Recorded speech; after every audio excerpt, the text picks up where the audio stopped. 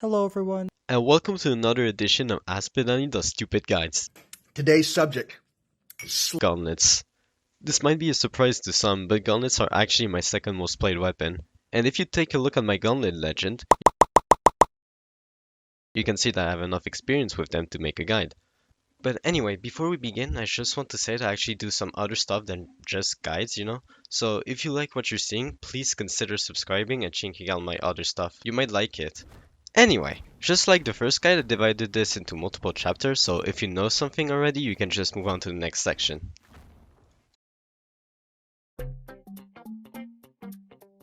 Gauntlets are a pretty weird weapon to categorize, since they don't fall into any category. They're neither a string weapon, a heavy weapon, or a neutral weapon. But this doesn't deteriorate them from being very popular among players of all skill level. And who can blame them? They're dynamic, they're hyped to watch and play.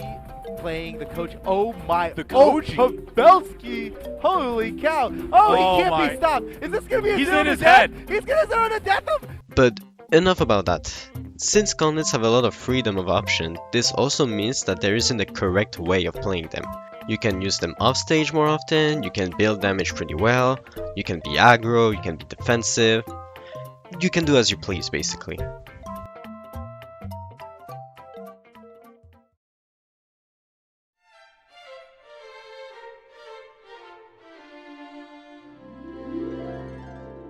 Let's start with Endlight, who is a very basic move. Your character will the opponent within the short range.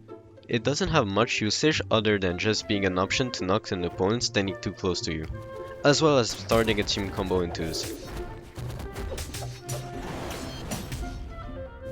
It can be followed up with Sidelight at low health. Sidelight is a rather safe move to throw out since it puts you in midair and doesn't have the most recover time, making it a bit awkward to punish. It's not entirely free though, so don't be spamming it nilly-willy. If you hit it, you can follow it up with Nair or Recovery, but most of the time you want to read out of it. More info on that on the how to read section. D-Light is another move that's pretty rewarding. It also has the most range in the Gauntlet kit. It leads into some useful true combos, but more info on that on the true combo section.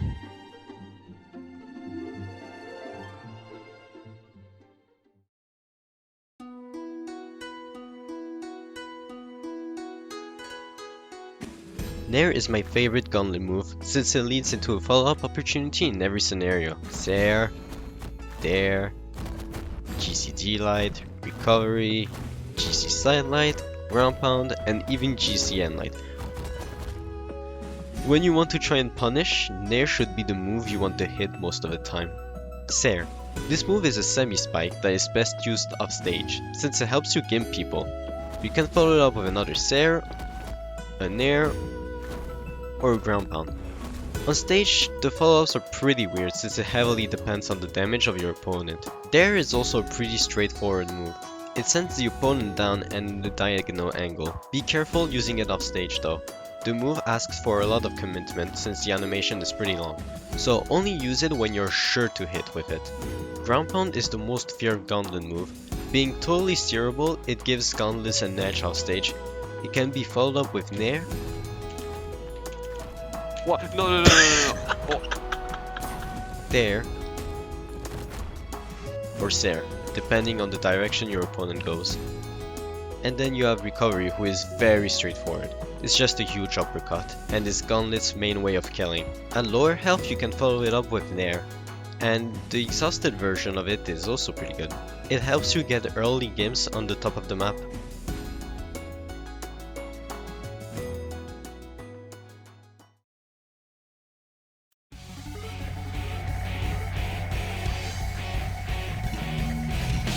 The entirety of Gauntlet viable true combos are performed out of D-Light.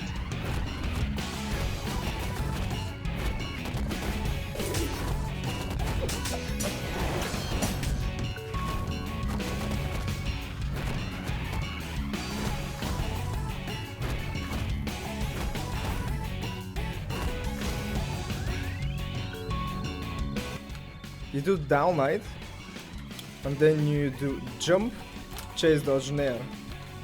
This version is easier to do, or it was easier to do for me at least, but it's less consistent than the other version. The input is kinda hard, even for pro players. I'm gonna show you how to do it with a buffer chase dodge. This one is the more consistent version. You have to do D-light, then you buffer your chase dodge, which means you chase dodge first, and then you input a jump, and after that you release out directional input, and you input an air. There you go, as you can see, you get no frames, no dodge frames on it. It's really consistent. As you can see, I'm not pressing any input on my directional keys. In order to do this, as you can see, you have to be floating off the ground after you chase dodge.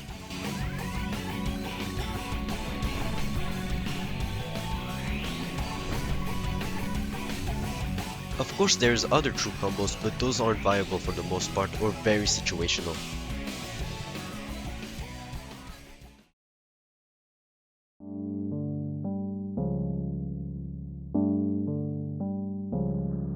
Now on to the juicy chapter. I'll be covering the options after sidelight since it is the most common and used move for reading.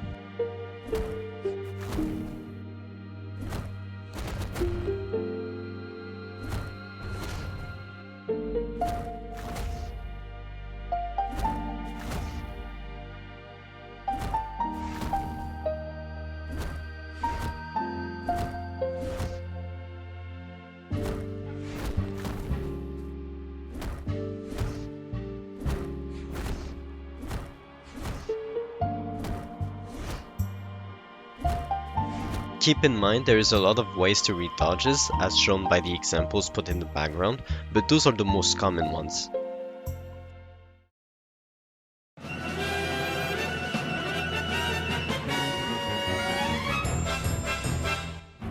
If someone spot dodges, go for an air, GCD light, chase dodge, reverse nair, jump, ground pound, and recovery.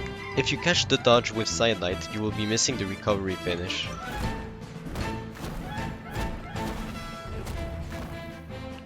If he dodges up, sadly, you can only go for an air really. If you catch a dodge with sidelight, you go for recovery and try to follow it up from there. And if you read with G-light, you go for the spot dodge punish. Just like reading, there is also more ways to punish, but those are the most common and efficient ones. Don't be shy, try to experiment with punishes in training mode.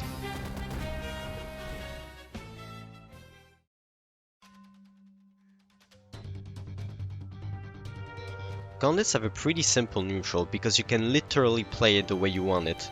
Yeah, this is kind of a common trend with this weapon, but like you can play it aggressively, you can also play it defensively by abusing sidelight, you can be an offstage demon with it by abusing T-line hair who pushes your opponent very far away. The only non-viable way of playing Gauntlet is in a floaty way, which gets very predictable since the only way of approaching airborne is Sair.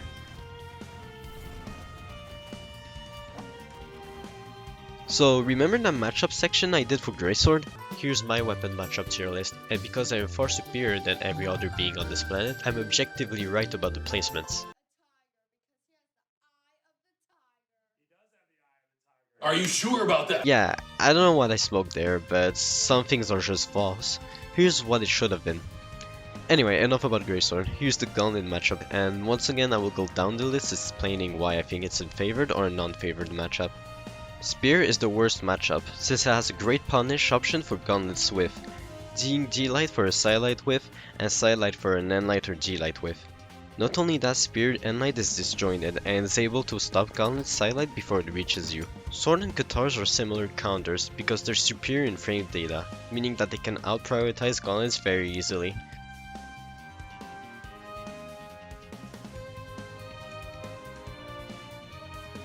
And Gauntlets also being a short range weapon, they can't really outrange them. Hammer has a slight edge with the help of Dare. Dare is a good way to punish Gauntlet recovery and even sidelight at times. Lance has D-light, who is very similar to Hammer and Sword and Light, and Lance Nair just eats the entirety of Gauntlet's aerial space. Axe Dare is good at stuffing Nair, and Axe Snare is also good against ground pound. For Scythe, Gauntlets has a slight edge in the form of Nair and Ground Pound, those moves being able to reverse a Scythe edgeguard, which is Scythe's best attribute, the offstage.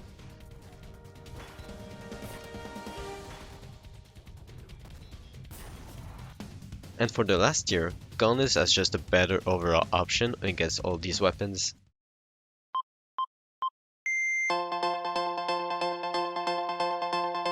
I want to do something a bit different this time compared to my Greatsword guide. I will first rank the legend judging by their Gauntlet kits alone, then rank them compared to the actual strength all around. So when it comes to the Gauntlet kits, this is what I think. So let's start with Petra. She has by far the best Gauntlet SIGs. Her end SIG is pretty much busted and even is able to hit grounded. Her side SIG is very fast, with good force and active inputs, although it's very niche. And even though her D-Sig is pretty situational, it is far from useless. In second, you have Wu Sheng. Contrary to Petra, he has a ridiculous D-Sig, able to catch 5 dodges after performing a sidelight. His side sig is mediocre but does the job, and the end sig is very good. It can be used to recover back from stage, both ways, and covers jumps as well. It can even be combined with D-Light for a string. They all have good force too. When it comes to Val has a pretty interesting Gauntlet kit, since every sig does something different. Her end sig is really good off stage because the angle of the hitbox covers a lot of space and also gimps. Her side sig is your standard attack in front and kill type sig. Although it's pretty slow and asks for a lot of commitment, it makes it up for it with the force on the sig. And her D-Sig, while killing really late, is a good way to add distance between you and your opponent while covering yourself. Core Gauntlet's kit is very similar to Val. They all do something different. He can give with end sig, kill with side sig, and then wake up with D-Sig. He's basically interchangeable with Val. I just value Val sigs a bit more. I know that I'm going to make a few people upset with this one, but I think that Onyx has a better Gaunt kit overall than Mordex. Her end sig can help recover, although it is kinda niche. Her side sig is underrated and covers a lot of space, and D-Sig is a beast that comes out pretty fast. When it comes to Mordex Gauntlet Sig, it is pretty much carried by Gauntlet's D-Sig alone. His end sig is pretty much useless, his side sig is average, but man, the D-Sig though. Doesn't have the most red coverage, but the reward for hitting it is insane. It has active input and great force.